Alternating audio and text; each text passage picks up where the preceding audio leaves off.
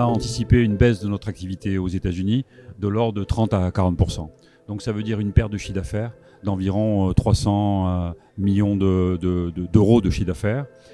Et donc ce qu'on veut, c'est maintenir nos parts de marché dans un pays sur lequel nous avons des marges, une distribution existante depuis de nombreuses années, et regagner les parts de marché demain, si on les perd aujourd'hui, sera très très difficile. On veut que nos viticulteurs, l'ensemble des exportateurs, soient aidés sur la filière pour compenser cette taxe de 25% qui représente à peu près 300 millions d'euros.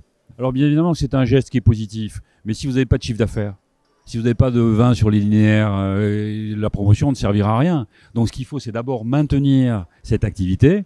Effectivement, si on abonde en termes d'aide, eh bien ça sera un plus. Alors il y a deux choses sur la Chine. La première, c'est que depuis 2019, à la fin de 2019, les Australiens nous ont damé le pion et ils nous ont pris la première place. Donc là, on parle d'une crise qui peut être structurelle, parce que cet effet de taxe, aujourd'hui, nous handicape sur des produits où on a besoin de vulgariser le consommateur. Et donc là, on perd des parts de marché.